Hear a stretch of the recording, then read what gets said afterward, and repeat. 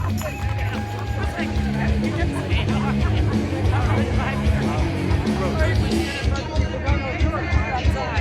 would just like to reiterate that she was 20 years old, guys.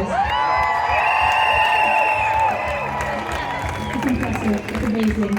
And that's exactly what this is about, because we need to inspire everyone. That's inspirational right there. I am not going to say about that other than that. All right. So finally, he's been waiting so patiently since I'm so pretty and had a moment. I'd like to introduce Dr. Robert Davis.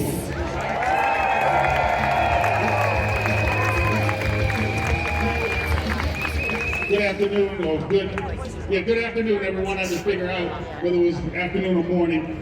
My name is Robert Davis. My middle name is Lee, Robert Lee. I was named after my grandfather, who was named after the Confederate General Robert E. Lee. My grandfather was born in Virginia. He was born basically a slave on a sharecropping plantation. The plantation owner decided when he was born that he should be called Robert Lee. It didn't make a difference what his parents wanted to call him or what they wanted to name him. His name was going to be Robert Lee, and that was his name. And so I was named after my maternal grandfather, so my name is Robert Lee. My grandfather's grandfather, on both my father and mother's side, were slaves. So I view America from a very different perspective than many people who may be here today.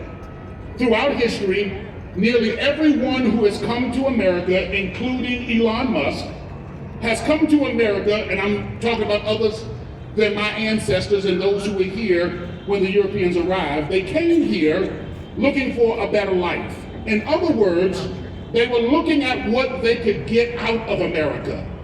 This is why America's current condition is so alarming and troubling to those who were not descendants of American slaves. Because we are experiencing, for one of the first times in America's history, that the social contract that was made for those who came over here, that when you get to America, life is going to be better than where you left. This is the first time that we're really starting to see and to experience and to feel that America isn't offering something better than what it was, or rather, it's not offering what it promised to those who came over here. The professor of black empowerment, Neely Fuller, said, until you understand white supremacy, what it is and how it functions, everything you think you understand will only confuse you. America's problem is not capitalism. America's problem is not Donald Trump. America's problem is not capitalism. Capitalism is as old as Babylon. Since recorded history, nearly every human civilization has had some form of capitalism. The problem is that America's brand of capitalism is built on the foundation of white supremacy. I'll take it a step further. Every form of European government is founded on the foundation of white supremacy. We can tear down the walls, we can rewire the house, we can put on a new roof, but until we address and rebuild America's foundation, this house will collapse. America, like all European nations, owes its origin to the Catholic Church and the doctrine of white supremacy that the Catholic Church created. Allow me to elaborate. Why do we say Columbus discovered America? It's interesting, the term discovered is rooted in the greed, bigotry, and white supremacy of the European Christian Church. So here's the answer. We say that Columbus discovered America because of something the Catholic Church created called the doctrine of discovery. The doctrine of discovery established a spiritual, political, and legal justification for stealing and colonizing land inhabited by non-whites. Where did it come from? The doctrine of discovery was established by Pope Nicholas V in 1452. He sanctioned and promoted the conquest, colonization, and exploitation of non-white territories and non-white people. Then in 1493, Pope Alexander VI issued the papal bull called the Inter Chairta. This allowed Europeans to lay claims on land and waterways and to enslave whoever they allegedly discovered. These two doctrines allowed and promoted European domination and European superiority. Yes, white supremacy has been applied by Europeans on every corner of the globe. America was not founded by people running away from the persecutions and the teachings of the church. America was founded to further expand the doctrine of discovery, the concept of white supremacy, to establish a land controlled and dominated by whites, a land that would further demonstrate white supremacy. This was the express goal of Thomas Jefferson, James Madison, James Monroe, John Quincy Adams, and a multitude of other American politicians and citizens, even Abraham Lincoln, who said, if I could win this war, if I could unite the Union without ending slavery, I would do so.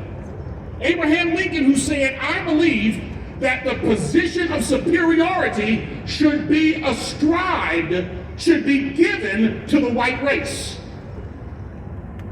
In 1823, America replaced the term doctrine of discovery with the term the Monroe Doctrine, which declared U.S. superior dominance over the Western Hemisphere. In 1845, the doctrine of discovery and the Monroe Doctrine were rebranded with the term manifest destiny, which describes this relentless, predestined, and divinely inspired advance across the continent. So let me just say the quiet part out loud. Both political parties, the banking industry, the industrial military complex, the CIA, and nearly every branch of American government was established and exists to continue America's doctrine of manifest destiny. So when you hear our politicians talking about we have to further America's interests abroad, what they're saying is we have to continue to perpetuate the doctrine of manifest destiny, and we have to continue to uphold the concept of white supremacy. I hear us talking about Marxism, socialism, communism, and how we should reshape America. Until and unless you address America's fragile foundation of white supremacy, it will not stand. European nations have experimented with every form of government that we can think of. And yet, all across the globe, those classified as non-whites are savagely oppressed. Their resources are stolen and their people are exploited. There is not a form of government that has come from the European pen or from the European mind that does not perpetuate the exploitation of those classified as non-white. I hear us bashing President Donald Trump. He deserves to be bashed.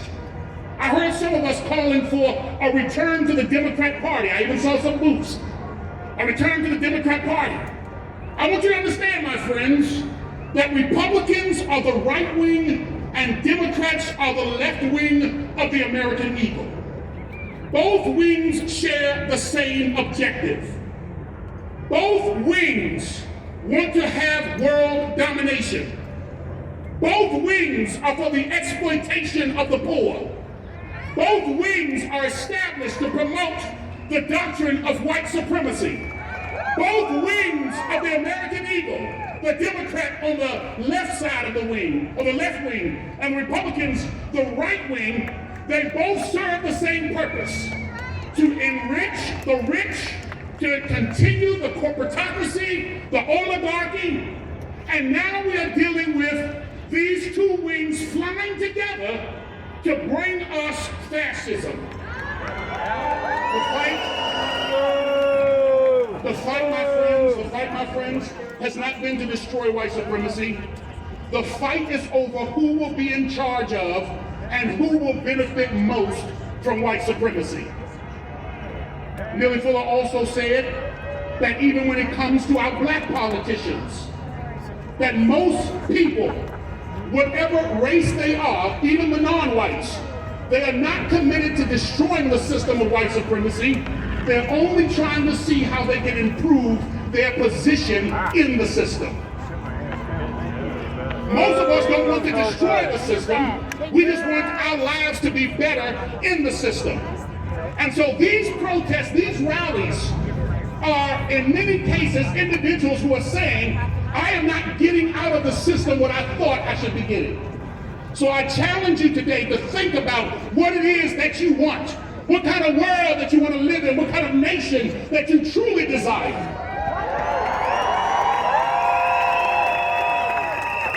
My friends, we have to build a new foundation, not just a new government, a new foundation. Not just a new political leader, a new foundation. Not just a new political party, a new foundation. And that foundation must produce justice. Justice where everyone is treated fairly and those who need help receive the most constructive help. Trump is not the problem. Trump is just the natural outgrowth of a nation that is built on white supremacy.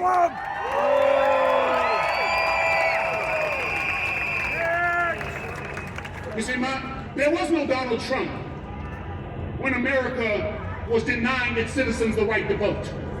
There was no Donald Trump in 1994 when we all stood by and approved the mass incarceration of black people. There was no Donald Trump when we all stood by and pretended that we did not know that police were abusing those in the inner city. There was no Donald Trump when Denver was pushing its black citizens further and further out of the city through gentrification. There was no Donald Trump when our unhoused citizens, when our Democrat-led city council and our Democrat-led state representatives and governors were criminalizing being unhoused. I know that it seems in vogue to blame all of our woes on Donald Trump. Donald Trump is just the manifestation of the nation that we've always been, the foundation that we've built.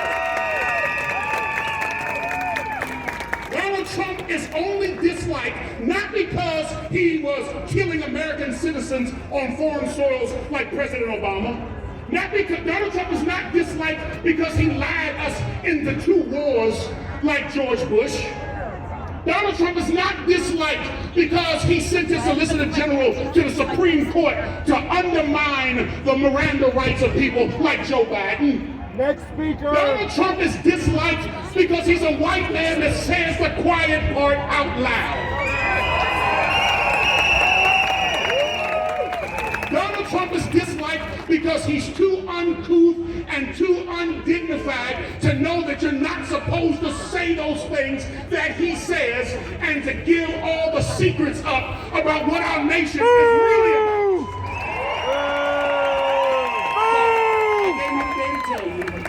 That the foundation is rotted. The foundation is sinking sand. The foundation is collapsing. We can redo the curtains. We can paint the walls. We can put in new carpet. We can do all of those other things that we want to. But until we change the foundation, until we come to a place where we recognize what America was really established for and what it has been perpetuating since its inception, there will be no change. If we really want change, it has to start with us.